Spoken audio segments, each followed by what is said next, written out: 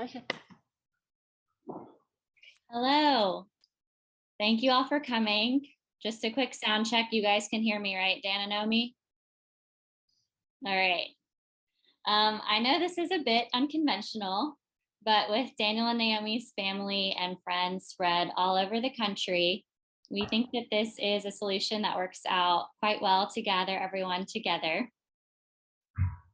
Daniel and Naomi wanted to thank those of you joining us from Hawaii, California, Arizona, New Jersey, Tennessee, Georgia, Texas, North Carolina, Illinois, Pennsylvania, Maryland, and last but not least, New York.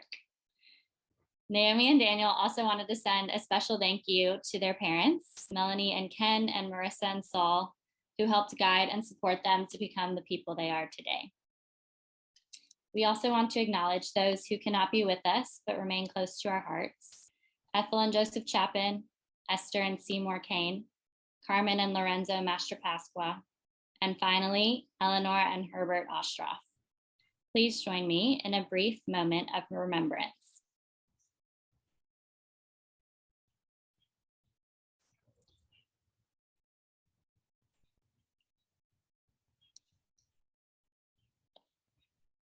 At first, Naomi and Daniel's plan was to go to a judge in Ann Arbor, but that was no longer an option due to the pandemic. Luckily, I happen to be an ordained officiant.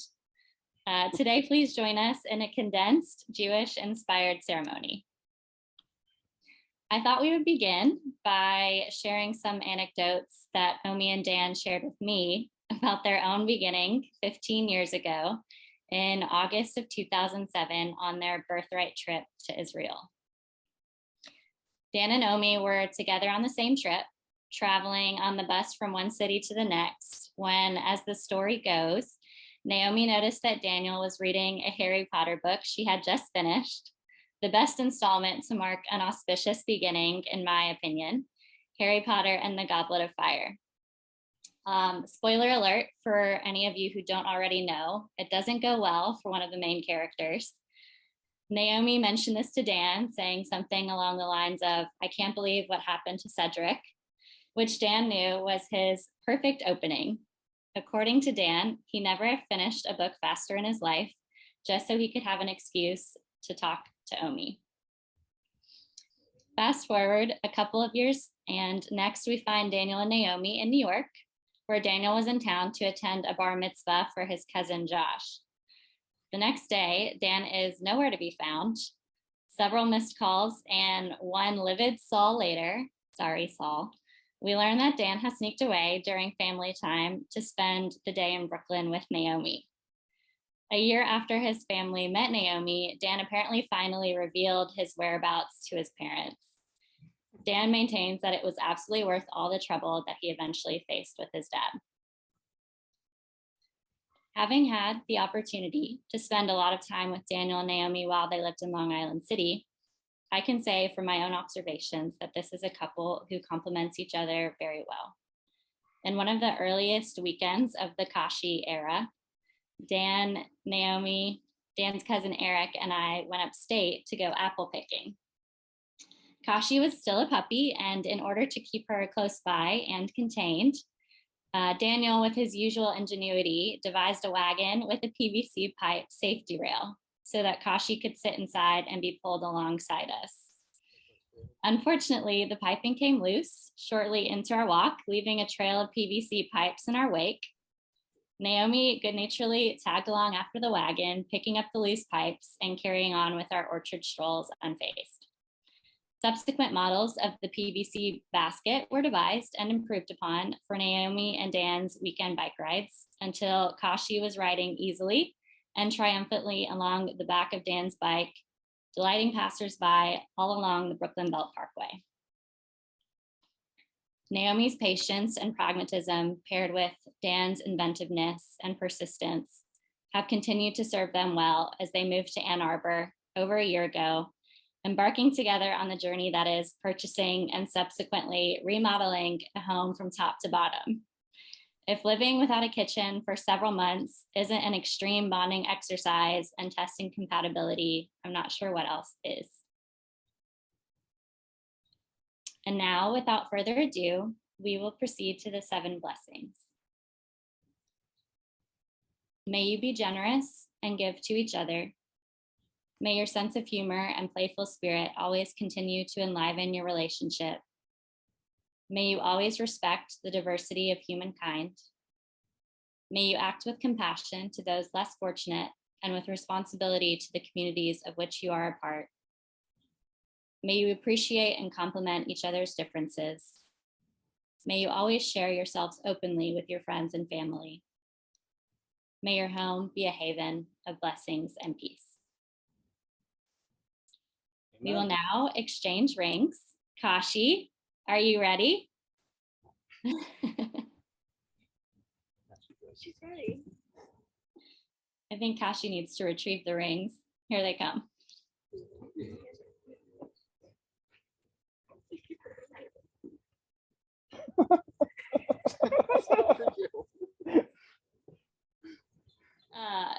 Dan, with this ring,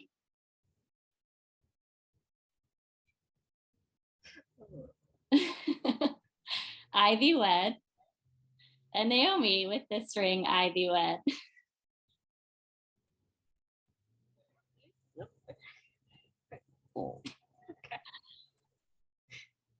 For our final prayer, I will lead us in the Shehekianu, which is said to celebrate important milestones. Baruch atah Adonai, Eloheinu melech ha'olam, Shehekianu, v'hikiyamanu, v'hikiyanu, lesma hazeh. Roughly translated in English, this prayer means, thank you, God, for helping us reach this special moment. And now, in Jewish tradition, upon the breaking of the glass, please join me as we take you all off mute and yelling Mazel Tov to the new couple.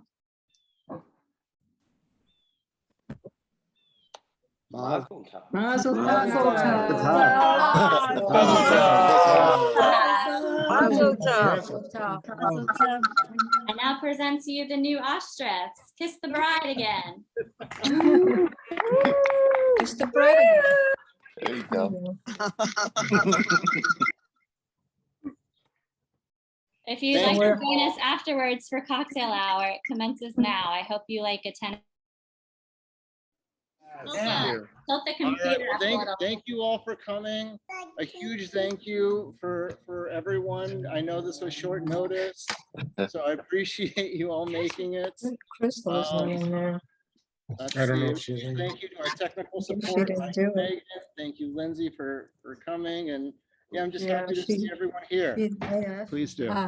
While I was sorting through some papers the other day, I came across an assignment that Naomi's 5th grade teacher gave to the parents upon graduation from elementary school. And in essence, it was about our hopes, dreams, and aspirations for our children. And I said to you simply, to be true to yourself and to be happy, which I think you've done. So on this momentous occasion, I wish both you and Daniel ultimate happiness in your life together. May this be the beginning of all new good things to come. Kol hadvarim matovim. I don't know if I said that correctly in Hebrew, but I did Google Translate. I think it's right. Love you. That's very nice. Thank you. I just want to wish you guys the most wonderful happiness forever and ever, to explore the world, to go through all the adventures that you can possibly can, and be the happiest you can possibly be together forever. Thank you. Thank you, Marissa. So my name is Jonathan. Hello, everyone. I'm Daniel's brother, younger brother. And I'm just so happy to be celebrating with you all today. It's a very special occasion and something that I was so looking forward to seeing when, growing up as a kid. So it's very nice that today is the day. And I think that, the connection that Daniel and Naomi have together is also very special. And when I learned about, the opportunity where they got to meet in Israel, I think it was about 15 years ago, and how that book, just happened to be the spark, as we talked about. And then, Daniel and Naomi reacquainted right before COVID, and he moved to the East Coast from Arizona right before COVID, like weeks before. And it just seemed like there was a good connection from that point on because they were together during COVID. And I think it really brought them together. And I think they've been like two magnets pulled together ever since. And I think it's really, really special. Thank you very much. Well, Appreciate I it. might as well say something. Can you hear me? Go for it, Ken. Hi, I'm Ken, Naomi's dad. I should introduce myself. Let me think. Oh, first of all, Naomi, first of all, Rebecca, you did a great job. I think Yes, you did. when Naomi and Dan couldn't get a judge or an Elvis impersonator, they got a Memphis native, which is the next best thing.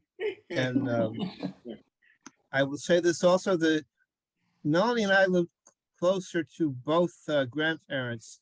So Naomi got to spend more time with them, I think, than the others in my family. And I know they had a great, close, loving relationship. The Chappins, they really enjoyed taking care of Naomi. And they also, they loved their other grandchildren very much, Chris and Katie. Tears would come to their eyes when they would leave, when Matt and Donna would visit and they would leave. And it was after one of these visits that Melanie decided we were ready to have children. So I give Matt and Donna and their family some credit for that. Same with my parents. My father has said to me at least a couple of times that Naomi has turned out to be such a great kid. Melanie must be a great mother. So there you go, Melanie. And I agree. And Naomi was always like, I always knew I kind of wanted to have kids, but Naomi was always beyond what I could have expected. I was very lucky. And the amazing thing was it just got better as she got older. And she and Dan seemed very well suited and happy with each other. Naomi won't necessarily talk to me about feelings, but I could kind of tell that she's been happier since they were together. And so I wish them the best. Thank you, Ken. Thank you all for coming. And Dad, can you unmute yourself? I think your hand has been raised. So Thank you. Thank you. I'm sitting here with my wife, Clara, and my name is Saul. I'm Daniel's father. In Judaism, they say that we are people of the book. I just didn't know the book would be Harry Potter. But all kidding aside, I know that Naomi and Daniel are so compatible. Looking forward to this day with a lot of nachas. And so we just say Mazel Tov and love you both. Thank you, Dad. Thank you, Saul. I'm Eric, Daniel's cousin. And so Daniel moved to the East Coast right before COVID, and then COVID hit, and obviously a tough time. But I remember meeting Naomi. Initially, we went for a bike ride out to the Orange Lawn Tennis Center, and it was kind of, just us and just kind of getting to know each other. And I definitely got a solid connection, and I could feel that, this would go the distance. So I'm so happy for you guys today.